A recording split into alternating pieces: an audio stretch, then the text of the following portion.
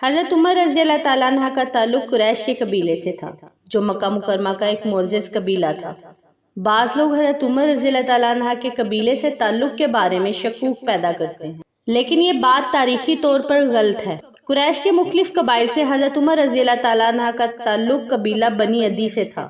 یہ قبیلہ قریش کے بڑے اور معتبر قبائل میں شمار ہوتا تھا۔ حضرت عمر کا سلسلہ نسب کچھ اس طرح ہے: عمر بن خطاب بن نفیل بن عزا بن ریا بن عبداللہ بن کرت بن رضا بن عدی بن کعب بن لوئی۔ یہ نسب بتاتا ہے کہ حضرت عمر قریش کے مرکزی خاندان سے تعلق رکھتے تھے۔ قریش کا یہ خاندان مکہ میں اہم اور اثر و رسوخ رکھنے والا تھا۔ حضرت عمر رضی اللہ تعالیٰ عنہ کا قریش سے تعلق تاریخی لحاظ سے ثابت شدہ اور حقیقت ہے، اس پر کوئی شبہ نہیں کیا جا سکتا۔ تو آئیے جانتے ہیں حضرت عمر کا سفر زندگی، دور خلافت اور وقت نزاع پہ مانگی ہوئی حضرت عمر کی دعا۔ بسم اللہ الرحمن الرحیم۔ ناظرین اور سامعین السلام علیکم۔ حضرت عمر کے والد کا نام خطاب بن نفیل تھا اور ان کی والدہ کا نام حنتمہ بنت ہاشم تھا۔ حضرت عمر کا قبیلہ بنو عدی قریش کے دیگر قبائل کی طرح عرب کے معاشرے میں ایک معزز مقام رکھتا تھا۔ یہ قبیلہ انصاف پسندی، بہادری اور سماجی امور میں کردار ادا کرنے کے لیے مشہور تھا۔ حضرت عمر کے والد خطاب بن نفیل ایک سخت مزاج اور مصنف شخصیت کے حامل تھے۔ انہوں نے حضرت عمر کی تربیت میں اہم کردار ادا کیا، جس کی وجہ سے حضرت عمر کی شخصیت میں سختی اور عدل پسندی کا پہلو نمایاں تھا۔ ان کی والدہ حنتمہ بنت ہاشم ایک نیک اور شریف خاتون تھی اور انہوں نے بھی حضرت عمر کی تربیت میں اہم کردار ادا کیا۔ حضرت عمر بچپن سے ہی علم کے شوقین تھے۔ انہوں نے عرب کے معاشرتی اور سیاسی معاملات میں دلچسپی لینا شروع کی۔ وہ عرب کے مشہور خطبہ میں سے ایک تھے اور جوانی میں ہی مختلف معاملات میں اہم کردار ادا کرتے تھے۔ حضرت عمر جسمانی طور پر مضبوط اور قدآور شخصیت کے حامل تھے۔ ان کی بہادری اور جرأت کی وجہ سے قریش میں ان کا ایک خاص مقام تھا۔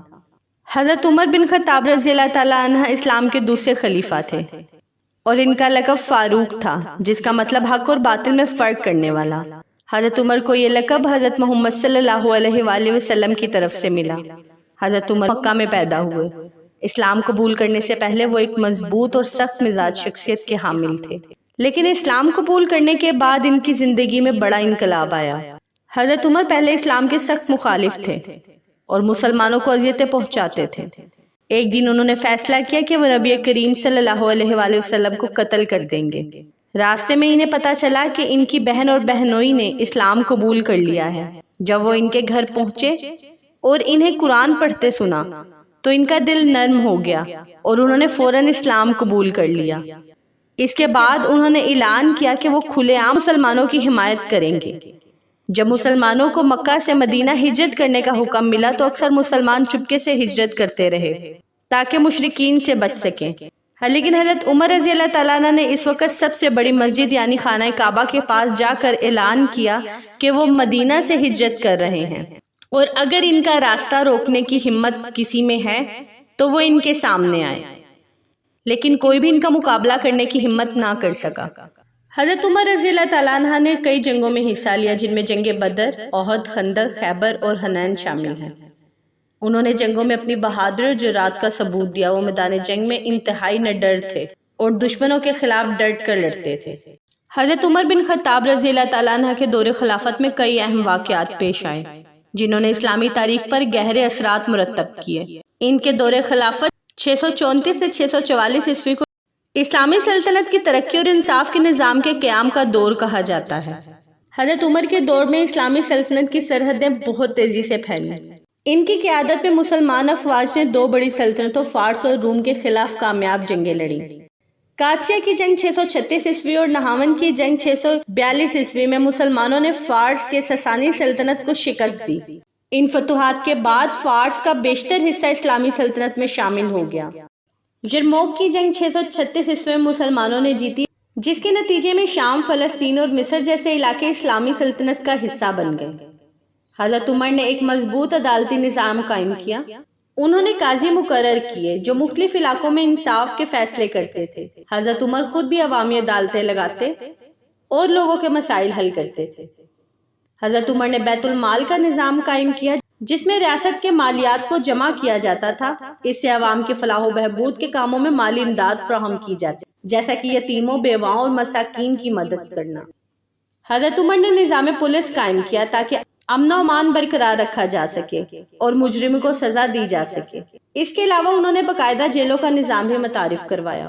حضرت عمر کے دور میں ہجری تقویم یعنی اسلامی کیلنڈر کا بھی آغاز ہوا۔ اس تقویم کی ابتدا ہجرت کے واقعے سے کی گئی، جس کا آغاز 622 عیسوی سے ہوتا ہے۔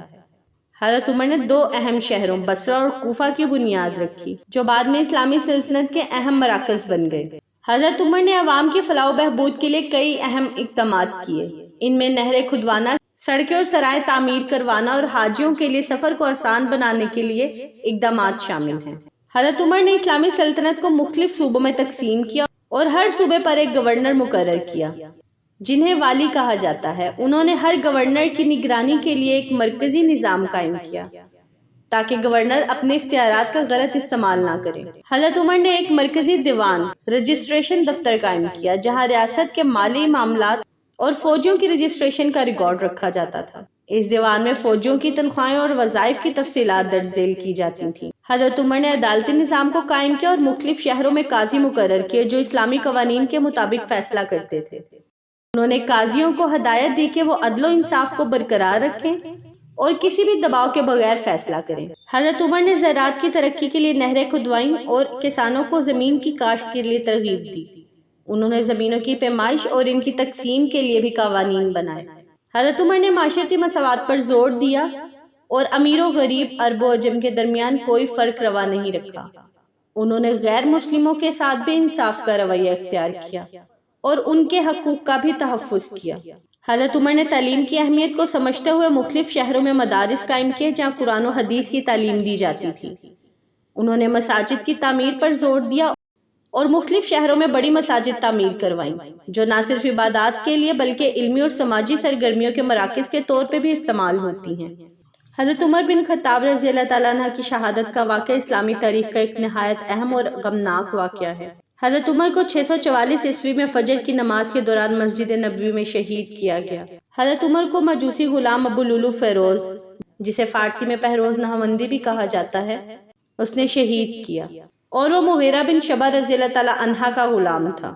اسے حضرت عمر کے بعض فیصلوں پر ناراضگی تھی، خصوصاً غلاموں کے حقوق کے معاملے میں۔ 26 ذی الحجہ 23 ہجری 644 عیسوی کو حضرت عمر معمول کے مطابق فجر کی نماز کے لیے مسجد نبوی میں موجود تھے۔ جب حضرت عمر نے نماز کی امامت شروع کی اور سجدے میں گئے تو ابو لولو فیروز نے ایک زہر آلود خنجر سے ان پر حملہ کیا۔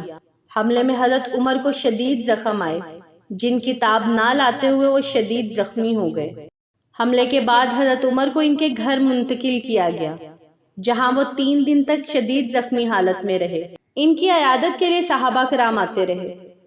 حضرت عمر نے اپنے بعد خلیفہ کے انتخاب کے لیے ایک شورا تشکیل دی، جس میں 6 بڑے صحابہ شامل تھے: حضرت عثمان بن عفان، حضرت علی بن ابی طالب، حضرت طلحہ بن عبید اللہ، حضرت زبیر بن عوام، حضرت عبد الرحمن بن عوف اور حضرت سعد بن ابی وقاص رضی اللہ تعالیٰ عنہ۔ حضرت عمر کے آخری خطبے کے الفاظ میں نماز اور امت کی فکر کا ذکر تھا۔ انہوں نے اپنے بچوں اور قریبی ساتھیوں کو نصیحت کی کہ وہ نماز کا خاص خیال رکھیں اور امت کے معاملات کو بہترین طریقے سے چلائیں۔